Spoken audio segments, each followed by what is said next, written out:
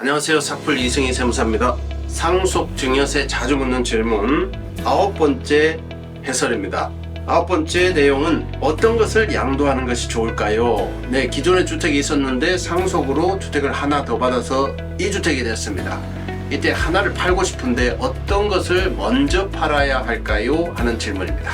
영상 보시기 전에 구독 눌러주시면 제가 양질 콘텐츠를 자주 올려드릴 수 있는 큰 힘이 됩니다. 영상 보시기 전에 구독 살짝 눌러주시고 영상을 봐주시면 대단히 감사하겠습니다.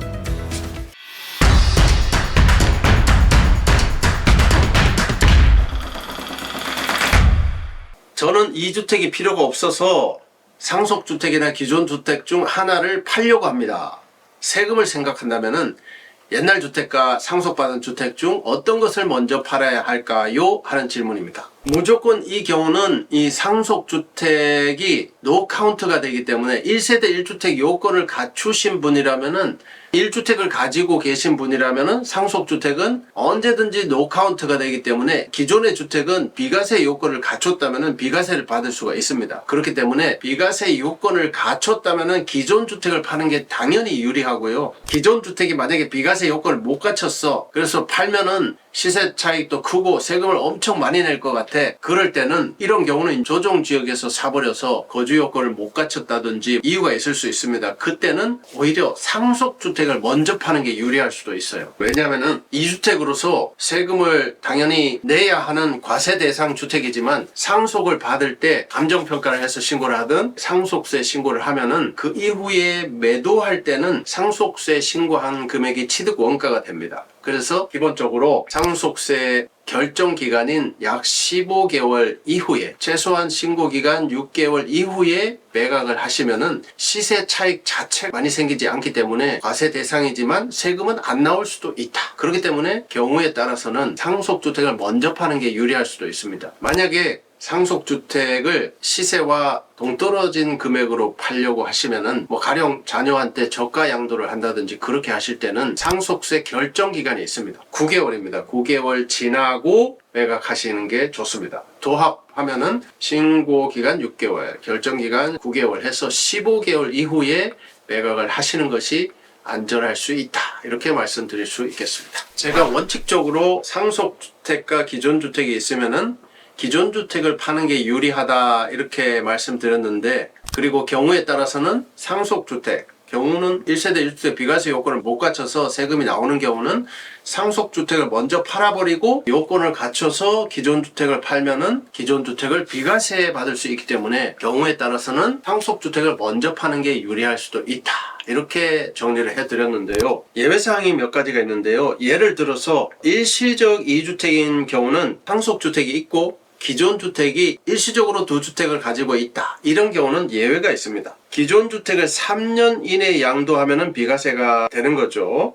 그러니까 기존 주택을 일시적 2주택으로 신규주택, 무주택, 신주택 이렇게 가지고 있을 때는 일시적 2주택 비과세 요건을 갖춰서 양도를 하셔야 된다. 상속주택은 전혀 고려할 필요 없이 일시적 2주택 요건을 잘 갖추셔서 기존 주택을 신규주택 취득한 날로부터 3년 내에만 매각을 하시면은 상속주택에 관계없이 비과세를 받을 수 있다. 이런 의미가 되겠습니다. 그리고 예외사항 두 번째는 다른 상속인과 공동으로 상속받은 경우에도 마찬가지다. 이런 내용인데요. 공동으로 상속받은 모든 상속인들은 비과세 요건을 갖춘 기존의 본인의 주택을 양도하는 경우에는 언제든지 비과세가 가능하며, 기존에 본인이 가지고 있던 주택은 상속주택이 있더라도 아무 문제 없이 비과세를 받을 수 있다. 이런 의미가 되겠습니다. 그렇지만 상속받은 지분주택을 팔게 되면 그때는 과세가 된다. 양도소득세가 나올 수 있다. 이렇게 이해하시기 바라겠습니다. 상속주택은 공동으로 상속받은 경우는 이러한 내용도 알아두시면 참 유익하겠습니다.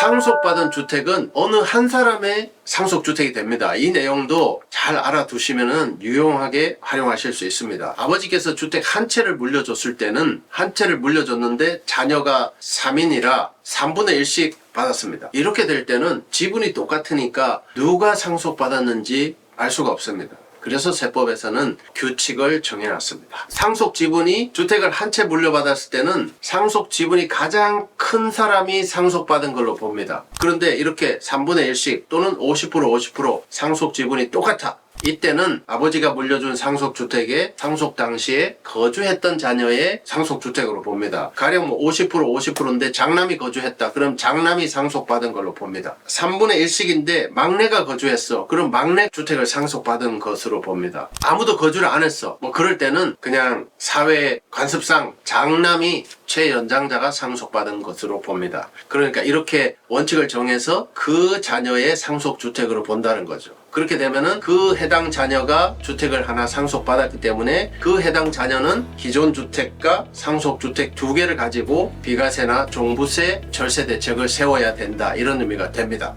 그리고 나머지 지분, 상속주택을 지분으로 받기는 했지만 상속주택을 받은 것으로 보지 않는, 즉 상속주택 카운트를 하지 않는 자녀분들은 없는 것으로 취급하면 됩니다. 기존 주택 비과세 요건을 갖춰서 매각을 하시거나 기존 주택, 구주택, 신주택, 일시적 2주택 또는 1주택이면은 비과세 요건을 갖춰서 매각하시면은 당연히 비과세가 가능하겠습니다. 신경 쓸 필요가 없다, 이런 내용이 됩니다.